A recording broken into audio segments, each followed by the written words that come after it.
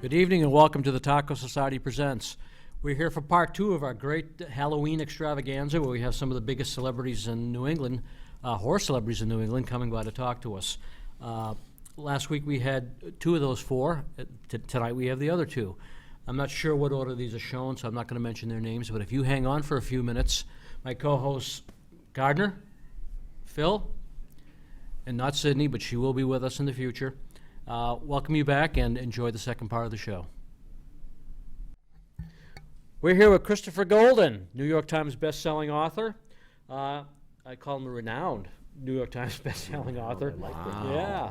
By my count, you've published 83 novels under your own name, including the recently wildly reviewed and praised novels Snowblind and Tin Men.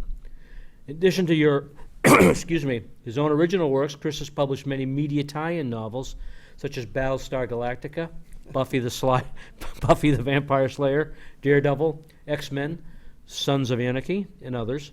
Chris has also published 14 young adult novels, some under the pseudonym Thomas Randall. That's correct. We're not done yet. Chris has also co-authored 28 novels with writers such as Tim Levin, Ford Gilmore, Amber Benson. Tom, you're going to have to help me with this. Skagosky. Without better. Nancy Holden, Rick Hatula, and the great James A. Moore. You needed help with Snagosky. I did. You didn't ask me for Hautala. I know Holly's going to kill us. Oh, yeah. She'll write you off in a story. I know.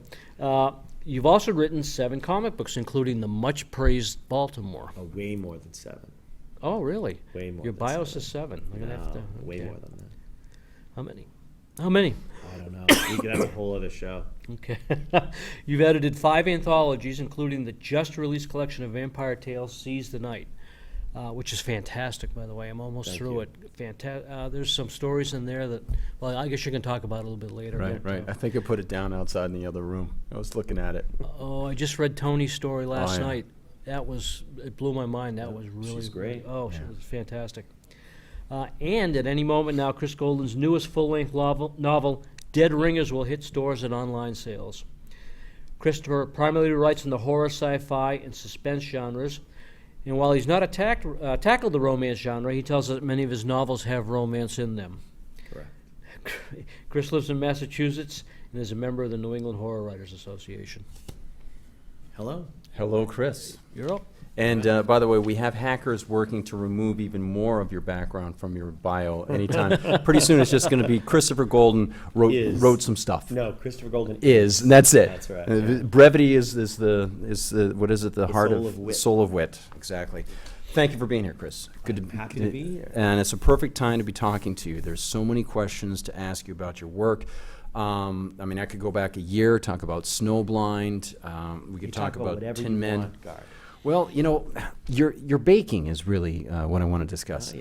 Let's talk right now about the book that is currently on the shelves, and then there'll be one coming up, Tin Men. Yes. Tin Men just released as a hardcover. A lot of people talking about this.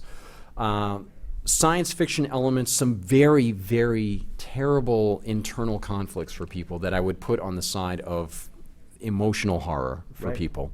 And international conflict that is, I think, very pertinent today. Can you tell us a little bit about the concept for the novel from the author? Maybe you'll know how much you want to give to people and how much you don't want to give to people. Yeah, I mean, I have no problem giving away the basic setup and how it comes about, and then the sort of connective tissue, which is all about fear still, Yeah. even though it's technically a military science fiction thriller. Call it what you want, but essentially the idea springs from a thought process that I had, in which I was thinking about the fact that when we go to war as a country, the concerns of the American people tend to have to do with loss of American soldiers' lives, loss of civilian lives in the places where we're going to war, and the cost of war. And if you could eliminate the risk to American soldiers and minimize the risk to civilian lives where you're going and minimize the cost of war, you could pretty much persuade the American people to go to war anywhere, anytime you wanted, and do it unilaterally. Not that I'm recommending this, by the way, but I'm just saying it could happen. And so this is set probably about 25 years from now. And the idea is that we've developed robot drones that are remotely piloted by American soldiers. I could go on at great length about it, but suffice to say, we meet a platoon of Tin Men in Damascus, Syria. There's a massive global electromagnetic pulse that knocks out basically everything except the Tin Men because they're shielded, and they want to get back to their bodies. I won't go into any more detail than that, except to say that what they realize is that they've never actually been remotely piloting the Tin Men.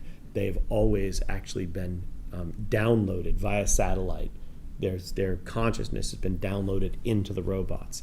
And now they're stuck inside the robots, and the only way they can hope to survive is if they get back to their flesh and blood bodies, which are in Germany. There's quite an indictment against American foreign policy in Tin Men. Was that deliberate? Yeah, the thing is, it's partially an indictment, but it's also, to my mind, it's more a conversation than it is an indictment. Okay. It's a springboard to have this indictment. So the thing is that I feel like there are probably times that we should get involved in certain places. But as I said, my concern is that we're less concerned about why we're going places than what it's going to cost us to go. Yeah. So that's sort of what that's about. In a way, it could apply to any nation state. The way Orwell's criticism or warnings were applicable to any nation state. Right. The propaganda, the perpetual war, that sort of thing. Similar thing here, and I think it's very pertinent. I know a guy who could have become a drone pilot, and he said, "No, that's not something I want to do." And the more antiseptic people make it, the more I think touching them with a human chord, the way you have in this novel, is terrific. Can you tell us a little bit about the main character?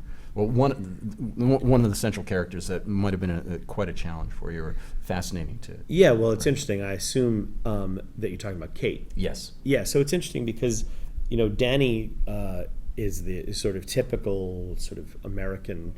He's actually kind of a punk who listens to crazy music, and he's a soldier and all of that stuff. But Kate Wade is actually, to my mind, even though Danny has more of the traditional protagonist role, Kate really is more of the protagonist in my mind. And she's an African American woman who lost her legs in battle, and in order to continue to be in combat, she joins this program so that she can keep fighting. And that was that was interesting. And I wrote a blog about a reviewer that had the review included the line, "Why do you have to say she's black?" Oh yeah. And I wrote a long blog about it. And this was someone who considers themselves a social justice warrior. They were on our side, but taking it a step further, like, why do you have to say she's black? Like, it's offensive that you have to bring it up. And I'm like, no, you're missing the point. I mean, it's about representation, and I don't have to be a black woman to want black women represented in fiction and in entertainment. So, but again, I also say, like, the best thing about the book is, I look at it when I'm writing stuff like this. You go back and watch the Looney Tunes cartoons that we watched as a kid, or the Marvel comics that I read in the 70s. And you should be able to enjoy this without thinking about the other things that I'm talking about, the things that are on the next layer down, and the next layer below that, and the next layer below that. And my goal is to just create pure entertainment. And if you find the food for thought and you find it tasty, then by all means, enjoy it. And if you don't see it there, or you don't spend any time thinking about it, that's okay too. Yeah. I mean, because I first, last, and always consider myself a storyteller, and that's it. So. And I suppose if you weren't telling the stories that entertained you, you wouldn't want to write. It wouldn't entertain you. It wouldn't be interesting for you. So that's terrific that you can feel like you're entertaining at the same time that you're making a point that also resonates in another way. Right. That's terrific. The book is Tin Men, folks. It's on the shelves now. Christopher Golden is the author. Tin Men. And I'm sure that anybody who's interested in speculative fiction, or just the journey of the heart of a person going through some of these weird machinations and manipulations on an international stage, It's going to be pretty interesting for you to pick up. Now, a book coming out very soon. Very interesting because it's a perfect time to be discussing this. We're close to Halloween. Yeah. And The best day of the year. Everybody loves Halloween. I love it. It brings me back to my childhood fears and the things. And there are certain things that seem to be not necessarily perennial, but at least cyclical. And that is the ghost story. Right. And here you've got a techno thriller you just described, Tin Men, Right. allows you to explore that, and then you get to explore maybe the childhood thing. What do you think it is about ghosts that is so interesting? And we say that in tandem to the information of about a new release that you've got coming up, Dead Ringers. Right. St. Martin's Press, Dead Ringers, Christopher Golden. Tell us a little bit about ghosts in general, and then how that sort of fits in. Why? I'll ask you this question. What do you think are some of the salient reasons that ghost stories seem to be something popular for people? Yeah, I mean, the thing is, I do think that the ghost story, the haunting story, is becoming more popular again. It's returning. I obviously, it hasn't hit the zombie craze heights, but if you see a sort of new burgeoning horror interest out there in the world of fiction, you do see, and we have been seeing, a number of ghost stories and other sort of related things. For me, there are two elements as a writer who enjoys doing these things. One is the connective tissue that I mentioned that connects Tin Men to something like Dead Ringers or Snowblind, which is, to me, they're all about the things I'm afraid of. Tin Men's about things I'm afraid of. Dead Ringers and Snowblind, these are about things that I fear. So even though Tin Men's not horror, it's about fear to me, right? And so you take that one step further, as far as ghosts are concerned.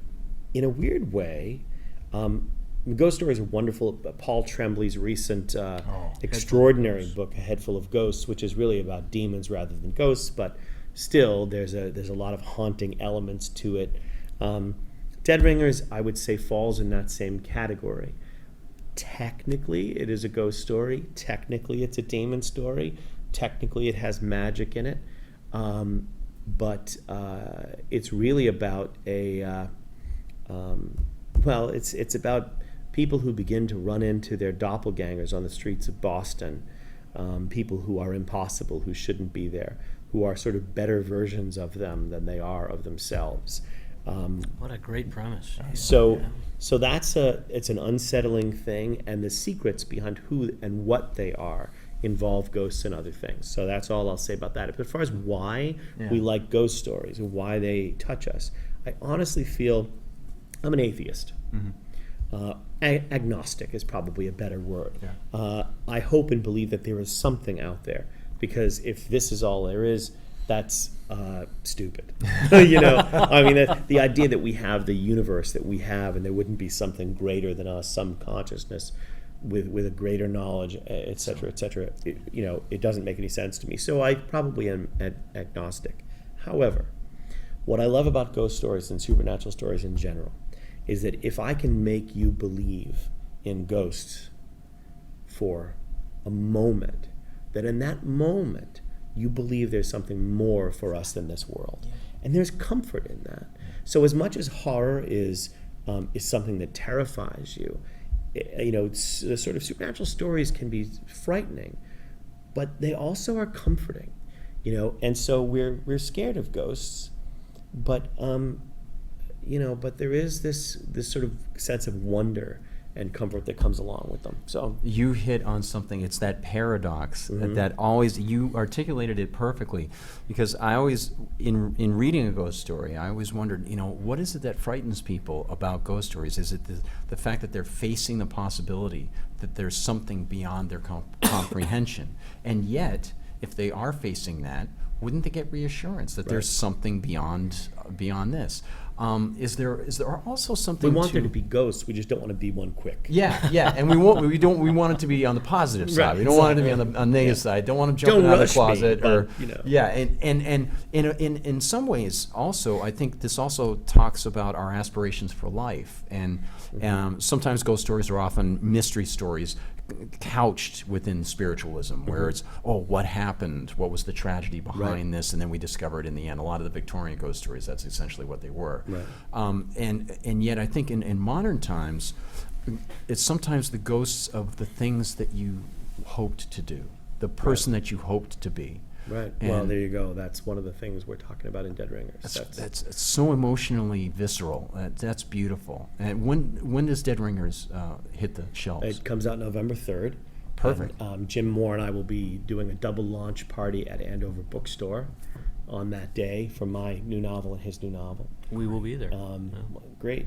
This is great. And yeah, that is the goal. You know, I mean, I hope Dead Ringers is unsettling to people, but I hope that they go along for the ride, because it is a ride and it's a mystery, and you know, you unravel it. There's a creepy guy called the Raggedy Man that I love, one of my favorite, most visual characters in a while. But at the core of it, it's really about what you would do if you found that there was somebody out there who was a better version of you than you are. It's fantastic. I have so many more questions that I want to We ask you, get but I know time for one more. Okay, Chris. Well, Tony, you know, all right. Okay, all Two right. quick ones. All right. Okay. Oh, do you want to ask? No, go a ahead. question, Yeah. Tony? All right, Okay. go ahead. Do you, looking at your career, obviously we grow emotionally, we grow intellectually. Sometimes we lose interest in certain things. Do you think that a story like Dead Ringers or a story like Tin Men, just to remind the audience of those two latest ones, or any other stories that you've written recently, you would have been capable of writing along those lines when, say, 20 years ago? That's a good question. I definitely don't think I could have written Tin Men 20 years ago. My first novel came out 21 years ago, but I started in 1989 when I was in college. And as far as that's concerned, I don't know. I do think it changes as you get older. You know, there are certainly things that I feel aware of now. There's a certain sense of melancholy that, or a bittersweet element to getting older, and I think that you understand your characters better the older you get. Yeah. Perfect. Okay. I'm going to cut my question way down from Okay. the two paragraphs it was. All right. Basically, I want to talk about Snowblind, and I love Snowblind. I thought it was a Thank you. fantastic novel. It was my favorite novel from last year. That and I remember, Jim yeah. Moore's, Snowblind was about evil in a snowstorm, but it was also about second chances. It was about a chance Absolutely. to. If you had a second chance, if you had something that you wanted to make right, what would it be? Oh, man, come on. What a list, Tony. I mean, I think we all have a long list of There's things. always that a we thing would at the do. top, though. Man, that's tough. You know, so this is a small thing. It's a really, really small thing. My dad died at the age of 54 when I was 19. My brother and I were in the hospital. He had cancer. He was on an experimental program at the time called Interleukin-2, which is a chemo program. At New England Medical Center, they'd had 42 patients, and all of them had recovered. Oh, My dad was in this program, and my brother and I were visiting him, and he asked us to go and get him a mocha frap or a mocha shake or whatever. We went to Brigham's or wherever we were in Boston, and they were like, well, we don't have that. And of course, we've been thinking, I was 19, and we've been thinking, we could have just said, well, can you do like, I mean, it's half chocolate and half coffee. It's not hard, but we weren't thinking. We were just like, all right, just give us chocolate. And so we brought him back, and he was so disappointed. And he died like 2 days later.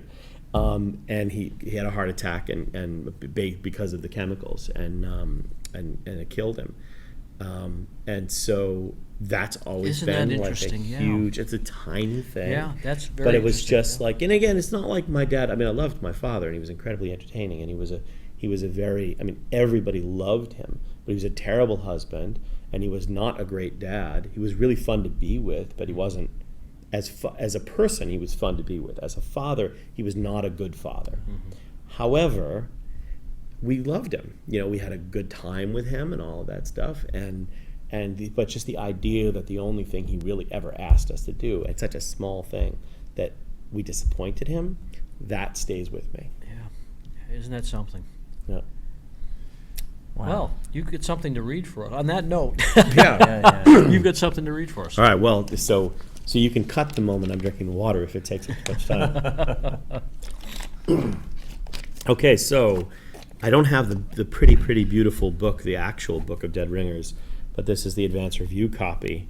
The actual book obviously is not as crappy looking as that. So I want to read just the opening scene of Dead Ringers, which says Monday. Frank Lindbergh had managed to escape his childhood home for a handful of ambitious years before death and fate conspired to bring him back. The house on Hammersmith Street was a faded, peeling memory with a sagging front porch that propped up an equally sagging second-floor deck. The two-story colonial duplex sat among a dozen other houses that were nearly identical except for the age and hue of the paint job. This was the street where he'd ridden his bike and chased the ice cream man. Back in those days, the front porch would have been full of people drinking Budweiser and listening to the last Red Sox game of the season on the radio. The grill in the side yard would have been billowing clouds from a sausage grease fire, smoke whirling off into the sky with the first autumn leaves on a late September breeze. 20 years was a long time. Growing up, Frank had promised himself he'd get out of this neighborhood. His dad had done painting and plastering, and his mom had been a school lunch lady, taking in seamstress work on the side to make ends meet, and all the happy blue-collar horse shit he heard up and down Hammersmith Street made him want to scream. He'd never wanted that life for himself. Frank didn't like to think about his childhood, mainly because it all seemed so trite to him. Drunk old man, funny after 4 beers, mean after 8, violent if he turned to whiskey. Frank had a cap on an upper incisor that he'd only gotten fixed when he graduated from college and was on the hunt for a job. Prior to that, he'd liked seeing it in the mirror, would smile at himself every day just to catch a glimpse. His father had torn up his knuckles on that broken tooth one night and had vivid white scars there until the day they'd closed his coffin lid. Frank had scars too. He'd moved out 3 days after high school graduation, worked 3 jobs to pay for UMass Boston and a spot on a friend's couch. All the time, hell, from 7th grade on up, he'd been laser-focused on becoming a newspaper reporter, a journalist, he'd told anyone who'd listen. When he hit the streets after college, he landed a job at the Boston Phoenix, which had been the Craigslist of local rags before it went under. From there, he'd moved to the Boston Herald, pretended he believed at least half the crap they printed, and dedicated himself to the dream he'd promised to his 13-year-old self, becoming a crime reporter. 6 months after coming on staff, Frank had gotten his wish, crime beat. 7 weeks later, he received his pink slip, and things had gone to hell from there. He'd lost the latest in a string of girlfriends, lost his apartment in Somerville, and had to move back in with his mother, Ruth. Just his mother, because his dad had fallen off a ladder the year before, broken his neck, and been dead before the paint bucket hit the ground. Living back on Hammersmith Street, Frank gave the same answer whenever anyone asked what had happened with his journalism career. The internet was killing print journalism, but he planned to start his own Boston News website as soon as he finished raising the funds. Dad had been drunk the day he died. He had fallen from the ladder, yeah, but it was alcohol that killed him. Frank and his mother never talked about it, just like they didn't talk about his own drinking once he had moved back into the house. Ruth stayed silent and picked up the bottles Frank left around, just as she'd done for his father for nearly 40 years. She cleaned up after her son until the moment the cancer made her too weak to get out of bed. Lymphoma. It had killed her 10 months ago, a week before Thanksgiving. Ever since, Frank walked around the house with a trash bag twice a week, picking up his empties and quietly apologizing to her ghost for the mess. Most nights he sat in front of the television, the laugh tracks of old sitcoms, a temporary respite from the yawning silence inside the house at night. Sometimes, though, he turned the TV off and sat in the wan light from the floor lamp, just listening to the ticking clock on the wall and the groaning beams up in the attic. It would be worse this winter, he knew. The baseboard heat would pop and hiss, and somehow he'd feel even more alone. Tonight he felt himself nodding off, licked his lips, and sat up straighter in his chair. Last time he'd been to the fridge, he had retrieved 2 beers to save himself another trip. Now he drained the dregs of one and used the opener on his key ring to pop the cap on the other. He stared at the darkened television screen for a few seconds. "My kind of party," he whispered to himself. Nights like this, when he sat and drank beer without even the company of those old sitcoms, those were the nights he worried. He found comfort in the idea that worrying about himself must be healthy, that he had not hit rock bottom as long as his behavior concerned him.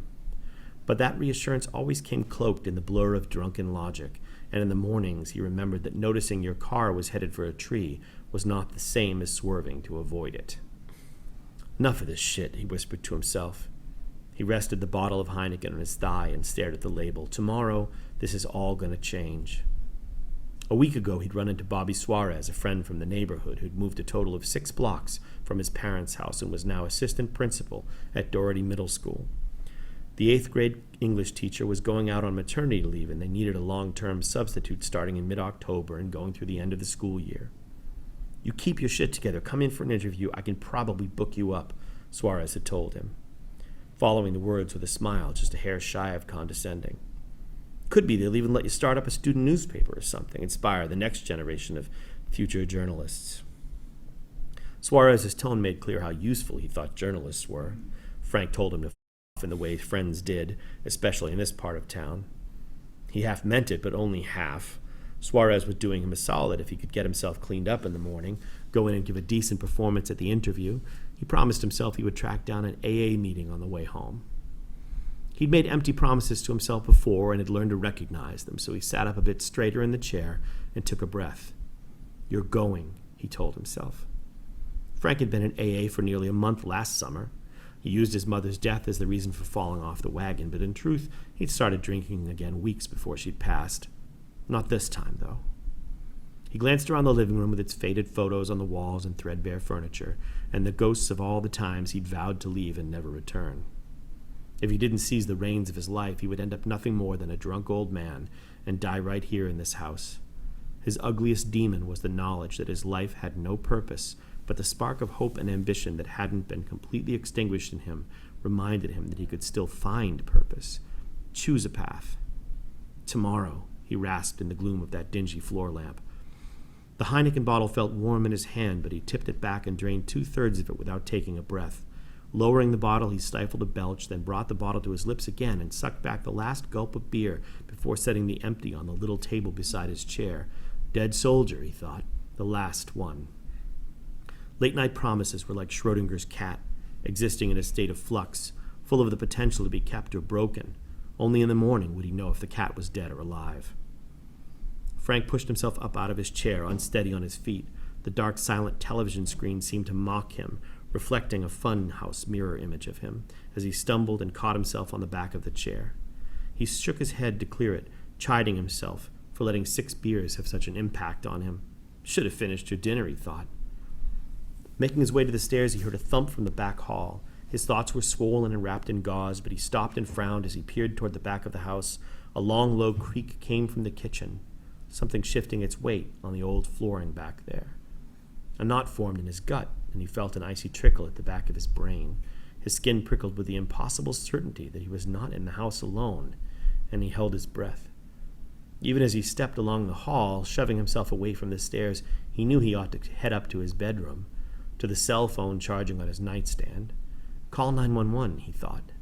But instead he listed toward the kitchen, heedless of the warning an intruder might receive from the creaking of his footsteps on the floor. Frank put a hand on the kitchen door, felt the cold, chipped paint. An image swam into his head of his father rooting around for a midnight snack. The few times Frank had come down during the night, frightened by a nightmare or coming down with the flu, and discovered him there, his father had barked at him and sent him back to bed. All but once. That one time Frank Sr. had made his boy a mug of hot chocolate and told him, in a rare moment of introspection, that people made their own monsters, that half the time they were their own monsters. The memory froze him. He hadn't thought of that night in years. His resentment had no room for the memory of the kindness and sadness in his father's eyes as they talked over their steaming hot chocolate. Inside the kitchen, something shifted. The floor creaked once and then again. "Anybody home?" a voice called softly from behind the door. Frank stared at the chipped paint, at his hand upon it. The voice sounded vaguely familiar, but not enough so that his heart stopped racing. It was nearly midnight, after all. Visitors didn't drop by this late at night, and they certainly didn't let themselves in. "Who the hell is in there?" he demanded. A soft chuckle, a rasp of movement, a creak on the floor. "Come and see." He yanked his hand back as if the cold paint had seared the fingertips. Wetting his lips, heart thundering in his ears, he tried to clear the alcoholic fog from his thoughts. He remembered his cell phone again, charging on the nightstand upstairs, and took several stumbling steps back toward the front of the house. Come and see. No thanks. His hand grabbed the newel post at the bottom of the stairs, managed to get a foot onto the first step, but then he heard the squeal of hinges as the kitchen door swung open. Frank couldn't help but stare at the dark silhouette emerging from the kitchen, a tall man who started along the short hall toward him. The wan light from the floor lamp in the living room cast a gloomy yellow pall into the hallway. The man stepped into the light. Frank narrowed his eyes, tried to blink away the beer goggles. "What the hell?" he whispered. The man walked toward him with a familiar smile. Drunk and stunned, Frank shook his head, trying to force the world to make sense. Only when the man was 3 paces from him did he see the malice in those eyes. His own smile, his own face. "Hold on," he said, trying to wave the guy away. "Just back up a second and—" The intruder had quick hands. The first blow crashed into Frank's left temple, and he slammed against the faded wallpaper at the bottom of the steps, sagging, knees already weak. Anger flushed through him, a righteous fury that made him spring off the wall and swing wildly at that familiar face, a face he hated every time he saw it in the mirror. The intruder batted his punch away, stepped in, and slammed a fist into Frank's gut, shoved him so hard that he slammed into the wall again and followed up with a barrage of punches to the jaw and throat and abdomen. Lost in pain and the buzzing fog of 6 beers, he tried to muster up some words of protest. The best he could manage was a single syllable: "Stop." The smile had vanished from the intruder's face. His eyes were wide with a kind of dread all his own and with sorrow. "I can't," he said. He grabbed a fistful of Frank's hair so entirely like his own, tugged and twisted and drove Frank headfirst into the newel post. Pain exploded in Frank's skull, and then a sea of blackness swept in, blanketing his thoughts, suffocating them. He felt himself falling toward the floor, but then the darkness swallowed him whole. The intruder with Frank's face made himself at home. Isn't that something? That was awesome. New York Times bestseller. Yeah. Chris Golden. That would be nice, wouldn't it? Oh, that's fantastic. Really good. Yeah. Fantastic. Dead Ringers. So take November that, 3rd. Bracken. Thank you very much. Thank you, This was Tony. excellent, yes. Thank you, Guard. Good stuff, man. Good My stuff. pleasure. And we'll be back with another interview after this.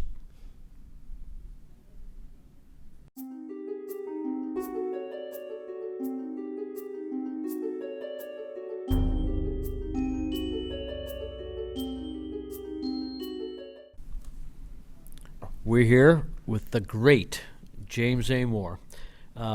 Jim Moore is my favorite horror author, and I cannot tell you, my favorite author of all time, actually. I can't, no matter the genre. It's just such a pleasure to have you here. Thank you very much for agreeing to come on the show. Thank you for having me. Oh, like I said, I'm goosebumps. I'm still very happy, excited, and I can't believe it. Go ahead, Phil. You got a bio to read. All right, James, thanks for joining us tonight. Absolutely a pleasure. All right, I have your bio here, and here we go. James A. Moore is the author of 23 novels, including Fireworks, Under the Overtree, Blood Red, Deeper, the Serenity Falls trilogy, and Cherry Hill. His most recent novels include Blind Shadows, Congregations of the Dead, both with Charles Rutledge, Alien Sea of Sorrows, and 2 installments of his Seven Forges series. He has twice been nominated for the Bram Stoker Award and spent 3 years as an officer in the Horror Writers Association. He has written for Marvel Comics and has authored many role-playing supplements for White Wolf Games. He also penned the White Wolf novels Vampire, House of Secrets, and Werewolf, Hellstorm. James has also authored a young adult series of novels. Until recently, he lived in the suburbs of Atlanta, Georgia. Now he lives in the great Northeast in the state of Massachusetts. James' newest release is City of Wonders, the 3rd installment in the Seven Forges series of books. That would be me. Welcome to New England. Thank you kindly. Yeah, great having you here. It's perfect time. Autumn is upon us, and the colors are spectacular. It's beautiful. I saw you posted something on Facebook. It was a picture of some trees turning. Right across from my front yard. What a view. That is something. You must really get a kick out of being up here. I Oh, I'm mean, loving this it. is because, so different. Georgia is primarily evergreens and pine trees. You don't really get a lot of colors out of that. There are some trees, but there aren't as many that are old because the area has been so redeveloped recently. that a lot of the older trees got knocked down and replaced with smaller ones. Yeah. Have you walked around the area? Not just where you live, but you were talking about going to the beach once or heading I up went to the north? beach once. I haven't been around nearly as much as I'd like to yet, because when I'm not working on the writing, I'm working at Starbucks. I've done several things. I'm trying to get more taken care of and trying to make sure that I see as much of New England as I can in my spare time. If you're here for a while, you're going to see an awful lot, and you got a lot of people that want to take you around too. So No problem there. And you live in a great location because you're right where two you're central to states meet. everything. Yeah. I'm also like maybe 5 minutes walk from the Merrimack River, which is incredible. Yeah. Oh, yeah. Yep, it's a great river. The place of strong current.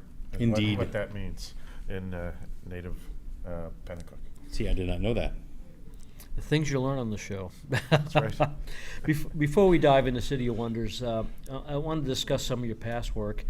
And I'm going to cut this short a little bit, but I've been following you since Fireworks, which I think I would categorize as sci-fi more than horror. Oh yeah, definitely a sci-fi political thriller more than horror. Okay. And then after that, we come to Under the Overtree, which is definitely more horror Oh, yes. than anything else. Can you explain where this love of science fiction, this love of horror came from? They all came from the same place. When I was growing up, pretty much my number one options on TV were The Outer Limits and The Twilight Zone, Yeah. which I just loved. I ate those like candy every day. Yeah, and probably the obviously the original of both. Oh, yeah. Both shows. The remakes were good. The originals are classics. We won't even go into the movie. You mentioned earlier that you work full time, and Yes. working full time, you still managed to author an astounding, excuse me, I'm recovering from a cold, number of novels and short stories. I heard you once say that you work well under pressure, and you actually wrote 180,000 words in 3 weeks. Yes, And that was for Blood Harvest. that was for Blood Red. Blood Red. Oh, jeez. It was a very simple equation. If I got it done in time, there were going to be arcs of the story passed out at World Horror Convention in New York City, which meant better chances for reviews. So if I could get it done in a month's time, that would happen. I got it done in 3 weeks, having somebody editing every chapter literally as I was going. So I would send the chapter off to her, start working on the next chapter. She would send the first chapter back. I would make the edits on that, send it back to her, send the second chapter back off to her, and then start on the third chapter. So you had a complete novel in 3 weeks? Yes, Edited? edited 3 times. Wow. Each chapter. Wow. When did you sleep? I didn't. I bet you didn't. I normally managed about 3 hours a night for that entire span of time. That's amazing. I mean, the And book exhausting. is excellent. Oh, yeah. The thing about it is I had it all in my head. It was just a matter of putting it down on paper. Uh-huh. And that can be a bit of a challenge, especially if you're typing very, very fast. You don't have time to look at anything. So in this case, the editor made all the difference in the world. What was it edited down to from 180,000 to 100? Oh, no, it was about the same length. It was just editing for content and typos. So it still came out to 180,000 Mm-hmm. words, a finished novel. Can I interject? Was it fun to do that? It was fun on one level and exhausting on every level. You have 3 hours of sleep, but That's amazing. it is amazing. It's incredible. Well, we were talking earlier about what's a good day's work for writing, 1,500 to 3,000 words, good words, was the consensus. Yeah, a good day for me is 5,000 to 6,000 words. That's amazing, yeah. And you work full time. Yes. Crazy. Don't need to have a social life. As long as you're not having a social life, you can get that done. Well, you got to eat too. I mean, Now and then. no. As you can see, I'm not exactly starving. Let's talk about how do you write? I mean, what's the process? You come home from work. What happens? Well, I mean, I work in retail. I work at Starbucks. It's great for the benefits, but it's not exactly like it's mentally stimulating. So I have a lot of time to think while I'm doing other things, and I'm plotting out whatever I'm going to be writing that day. Oh, that okay. So you're at work. You're sitting there. You're thinking your plots. You run home. Normally I take a nap because I get up very early. Okay. Get up from the nap and then sit down and write for a couple, 3 hours. How hard is that for you? Do you have to? I talk about putting a seatbelt in your chair or tying you down. The biggest challenge is remembering to get off the internet. I was a lot faster before the internet became easy for me. You and so many other authors. Yeah. Wow. Jeez. I'm amazed. 6,000 words. That's a lot. I mean, It is. And that's it's inspiring. Is what it is. I've had a few people refer to me as a machine, and they're not wrong when it comes to the writing. Unfortunately, it also takes so much of my brain that I have nothing left. So when I'm at work, I'm supposed to remember everybody's names. I can barely remember my own. And never mind what they drink. Exactly.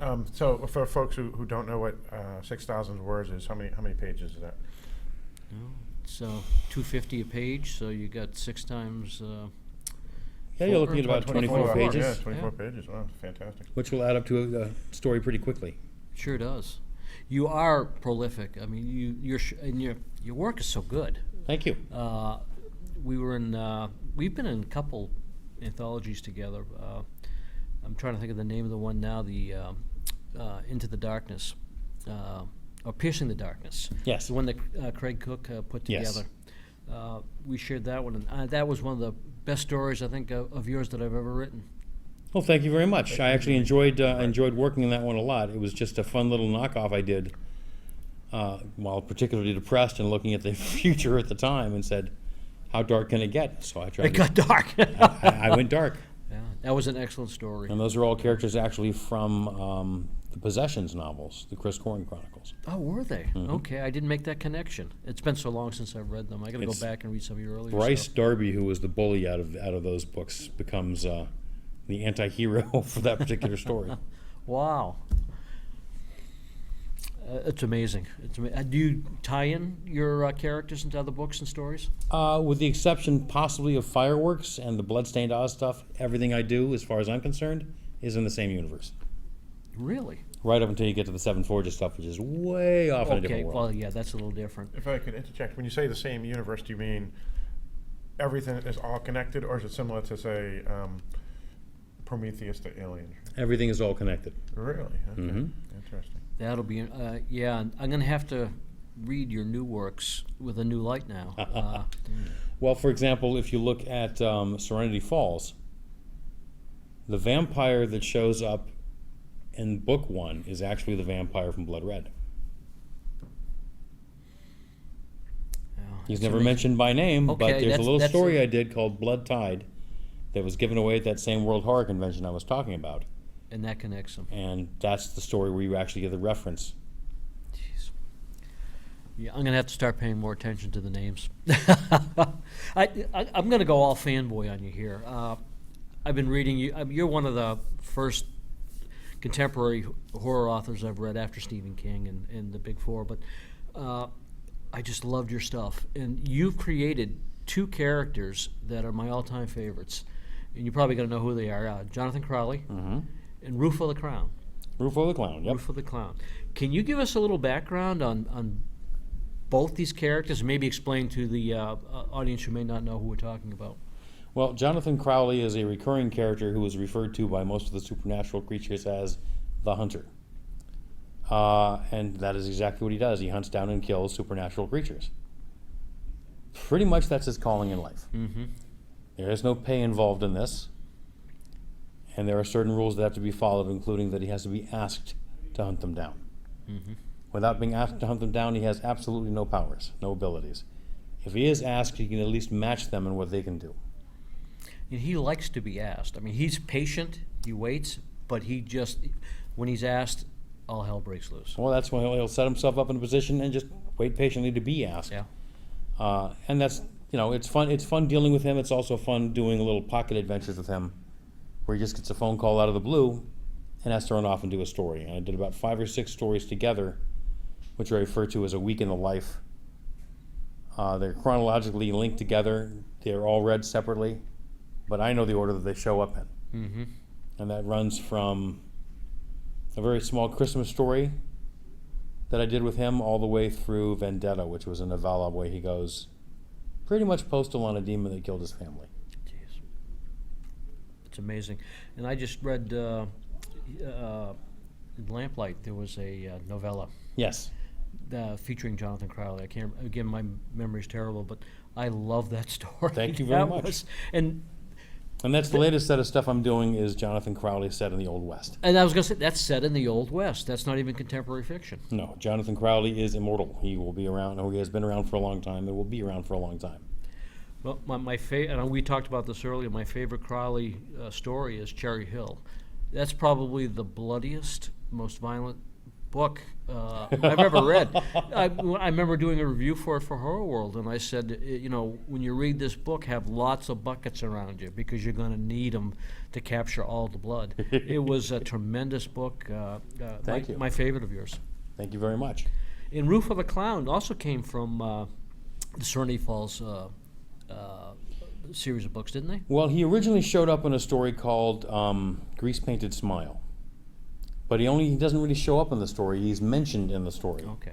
And it's all about a little boy who is haunted from the age of 6 until presumably his death at the end of the story by Rufo the Clown. Sees him several times in his life. And after that, I needed a clown for Serenity Falls and said, well, I've got this guy. So you used He it. was fun, so I used him again. And then after it did the Serenity Falls story, Chris Golden actually suggested that I do a novel with him by himself. And that's what became Smile, No More. Another great, probably my second favorite. I just love your they're really novellas, or they're not quite, well, they're longer than novellas, but they're just so concentrated and they're just action-packed, and both those books are fantastic. Smile No More and Cherry Hill. Great books. Well, they're about 90,000 words each, which for me Are is they kind of really? short. Yeah, but that's they're Well, for you actually- it's short, but I just flew right through them both. that makes me happy. Oh, I can't. Everybody I talk to about Jim Moore, those are the two books I reference. But you've got new characters coming up. You and Charles Rutledge. Yep. And we're talking about private investigator Wade Griffin and Sheriff Kyle Price. That is correct. Two great characters, both in the novels Congregation of the Dead and Blind Shadows. Mm-hmm. And I've got to say, probably the best fight scenes I've ever read. Thank you very much. In a novel were in Congregations of the Dead. Well, I have to liken a lot of that to Charles because Charles was my sensei when I was taking martial arts. And he's just phenomenal at it. He's also a very good writer in his own right. And that makes it a lot easier because we riff off of each other a lot. Yeah, it's a great combination. The two novels are fantastic reads. The first one's almost hallucinatory. You know, it's just you know, it's like somebody took drugs, and you know, you're reading this, and especially in the end with the house. It's an amazing book. It's a lot of fun. Well, Charles refers to the bad guys in that as rednecks from the outer dark. Out of Dark. It's a great book. And then the follow-up was Congregations of the Dead, which is about vampires that aren't really vampires. Well, they are vampires, but if you look at vampire lore, there's a lot of different history that goes on there. We just chose non-traditional, non-European vampires. In this case, they're vampires who believe in Jesus Christ and believe in eternal life and would like to give you eternal life, whether you want it or not. And either you're worthy or you're dinner. That's a good way to put it. Now we can go to the Seven Forges. Man, how much do you like world building? It's fun. It's I get a real amazing. kick out of establishing the world and then expanding it as I need. And the fun thing about working in a fantasy setting is there are no limits. It's whatever you want to do. Mm-hmm. If I need a mountain range over there, well, okay, I'll put a mountain range over there. If I need waterfalls that run across the entire continent, I could do that if I was so inclined. My world, my rules. Is it up here? Is it down on a piece of paper? It's all up here. It's all up there. At this point, I actually have a list of names and places because I'm getting ready to write the 4th book in the series, and without that, I would be hopelessly lost. But that's all that's on there is names and places, just to remind me of who's, where, and what they're doing. And you keep it all straight. Mm-hmm. That's amazing. How long are you going to plan to go? As it stands right now, I'm writing the 4th book, and that it will be the final book for the present time in that series. I might go back and work on that world again, but the actual story of the Seven Forges is going to be wrapped up by the end of that 4th book. It'll be resolved. Great characters, and I don't know if you've read the series. No, I but haven't. Fantastic. Sword and sorcery, fantasy is just High the fantasy best. or Definitely more sword and barbarian type? sword and sorcery rather, and apparently the new title is Grimdark. So not exactly the happiest tales.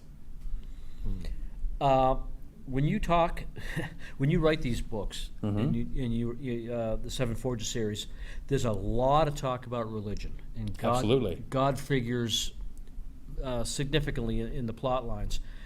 What are your feelings on religion? I mean, you don't believe in 7 mountain gods. No, obviously not. Well, I've always believed that religion is a lovely thing in small doses. Faith is a lovely thing in small doses. Organized religion, on the other hand, can be very confusing. Most of our wars have been revolved around it one way or another. And that's one of the things I wanted to explain and explore when it came to writing the Seven Forges.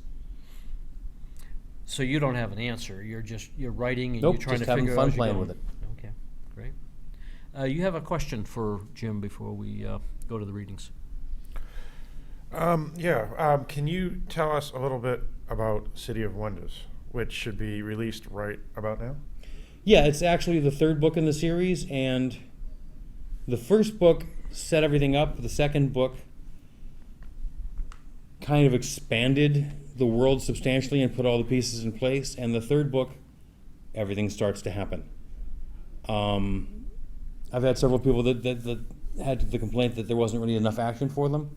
That's not going to In be a the problem third after book? City of Wonders. Oh, City of geez. Wonders is almost non-stop action. There was not enough action in the second book. For a lot of people, yeah. Well, now I can't wait to read the third book. So this is completely like Middle Earth, completely different world. It's not like an alternate Earth. That is correct. Completely Interesting. different world. Huh? All new rules apply. And the characters are amazing. It's just, you got to read. I don't want to compare it to Well- Lord of the Rings, but it's that kind of feel. Wow, And, thank you. Well, it feels like that to me. When you say that though, does that mean that there's mythical beasts and things? In it? There are mythical beasts, but rather than using anything that's been done before, I made my own. Nice. I just thought, I'm not going to use dragons and elves. They've been done repeatedly. And why try to compete with somebody like Tolkien who's going to beat me hands down on that kind of stuff? Yeah. I haven't seen the show or read the books, the HBO series, Game of Thrones? Yeah, I haven't read those or seen the movies. But while I'm reading your books, your Seven Forges books, I see them as a movie, and I see them as or miniseries. You know, it's so visual. If Hollywood wants to come along and talk to me, I'm right here. You'd be happy, huh? Before we go into your reading, what's next? What happens after the Seven Forges? Well, actually, what I brought to read is the first part of the next series, which will be another dark fantasy series. And this one is called Tides of War. And the first book is called The Last Sacrifice. And once again, it deals with religion and gods, but in a very different way. I don't want to give away too much at this point. Is it sword and sorcery? It is sword and sorcery, and borderline apocalypse. Really? Oh, sounds like William Hope Hodgson's The Border. I forget the name of the book, but The Borderlands? yeah, that was a great book. That's the one. Great story. Yeah, that sounds something. Yeah. This is I'll put it this way. The reason it's called The Last Sacrifice is because you always hear about the groups that have to make sacrifices to their gods. This is what happens when one man takes that personally after his family gets taken as the sacrifices for the gods Jeez. and tries to put a stop to the entire situation. Interesting. Yeah, let's hear some of this. Absolutely. This is chapter 1, 4 coins. Home. Was there ever a finer word? Brogan McTeer and his cohorts had spent the last 8 weeks riding along the Hollum trails and the plains of Arthorn, searching as guards and guides alike to the merchant trains. It was hard work, and it was unfulfilling, but it put enough coin in their purses to keep them through the worst of the winters. Now, after 2 months of travel time, they were heading back to where they all wanted to be, except for Harper, who seemed perfectly content wherever he settled, their homes.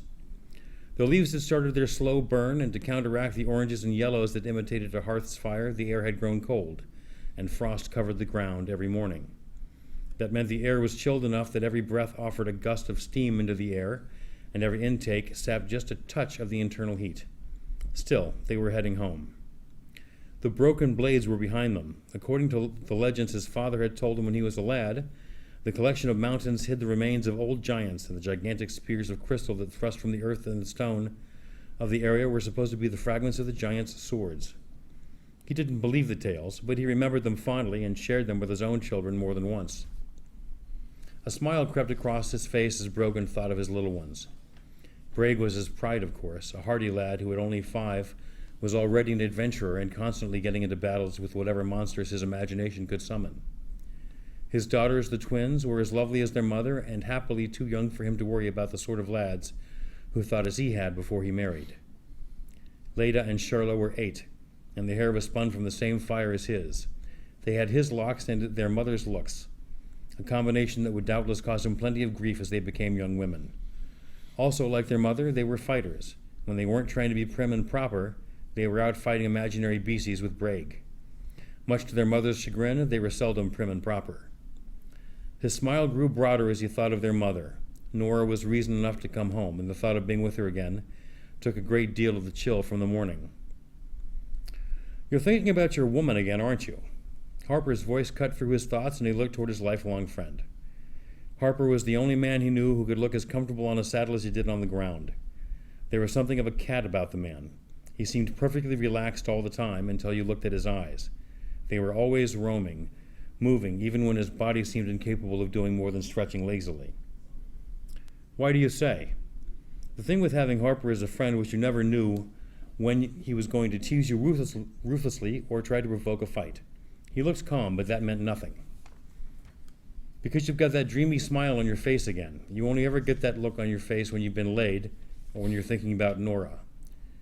How would you know how I look after I've just had sex? Because I've seen you after you get home to Nora, as well as when you're thinking about getting home to her." Brogan shook his head and smiled. If nothing else, he could always trust Harper to observe the world around him very well. "What are your plans for the winter, Harper?"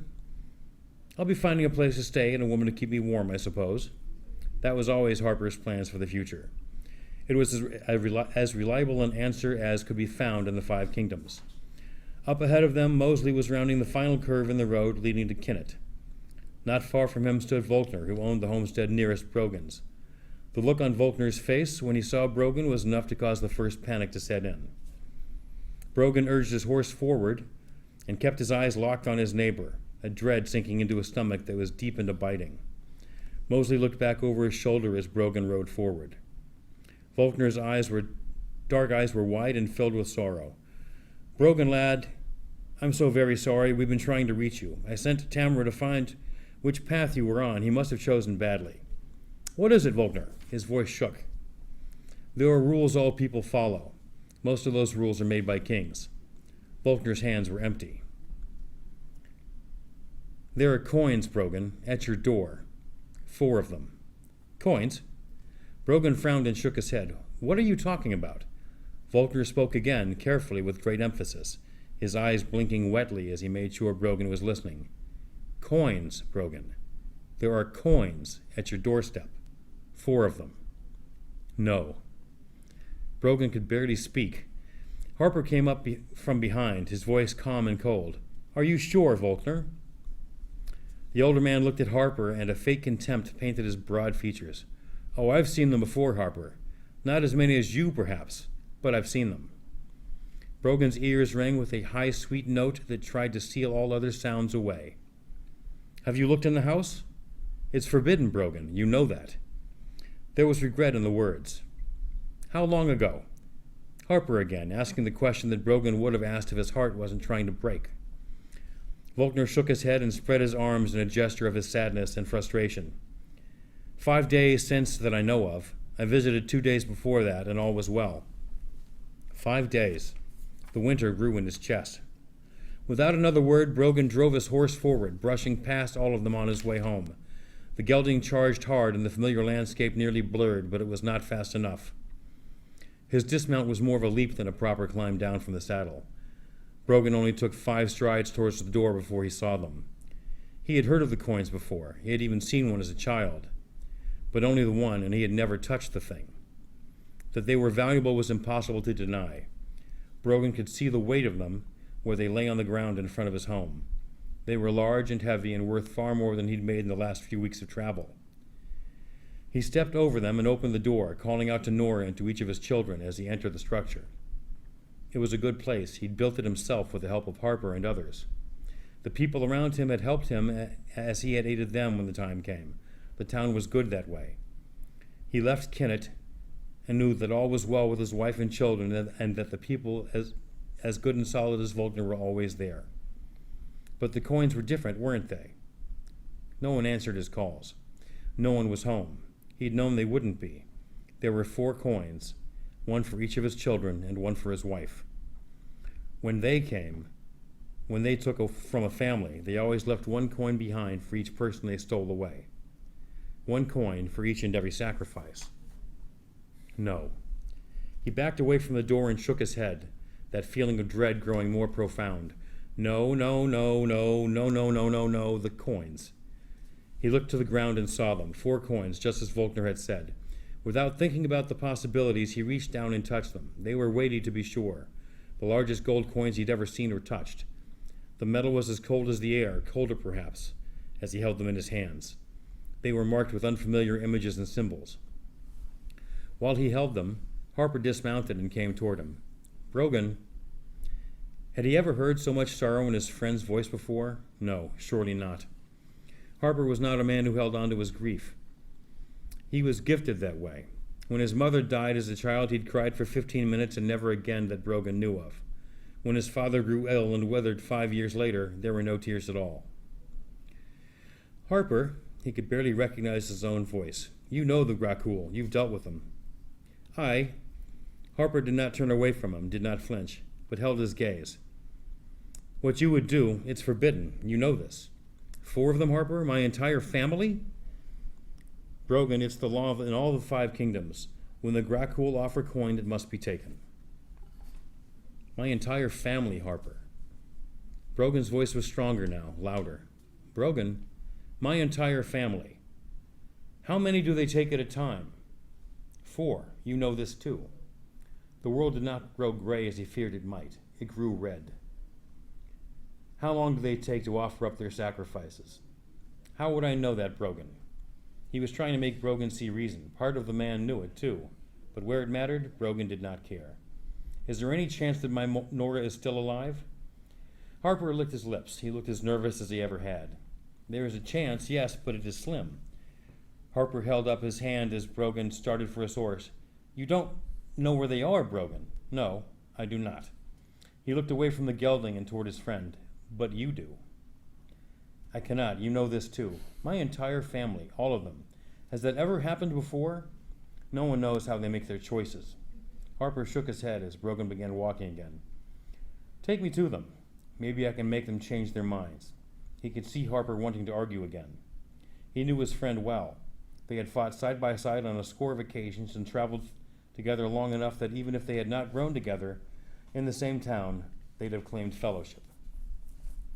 I have to try, Harper. His hands clenched into fists around the 4 cold metal coins. They were of a size that his fists could not completely close. I have to. Harper stood completely still for one more moment and then he sighed. So let's go see if we can get your family back. I owe you. I've owed you for a lifetime. Harper shook his head and spat. He was not happy. There was nothing to be happy about. Volkner was coming their way, his ambling stride leaving him swaying from one way to the other. Brogan knew exactly how much the man ached inside for failing to stop Nora and the children from being taken. I am so sorry, Brogan. You could not have stopped them. It was all he could manage as a defense for his friend. It was the truth. No one could stop the Gracchul. They were called by many names, not the least of which was the Undying. Every story of anyone trying to prevent a family member from being taken ended poorly for the would-be saviors. Brogan climbed back into the saddle and turned toward the broken blades. The sun gleamed off the distant shards in a display of colors that was the envy of rainbows, and Brogan did not care in the least. Somewhere beyond those mountains, his family was being dragged to their deaths. He would save them, or he would die trying. Amazing. Thank you kindly. Amazing. That should be coming out around May, I believe, of next year.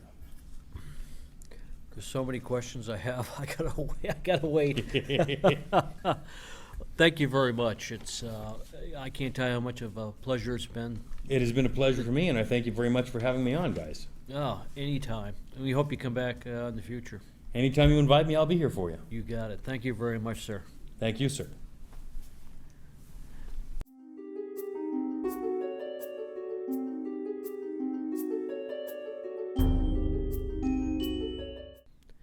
We hope you enjoyed tonight's show. Like last time, those guys are just unbelievable.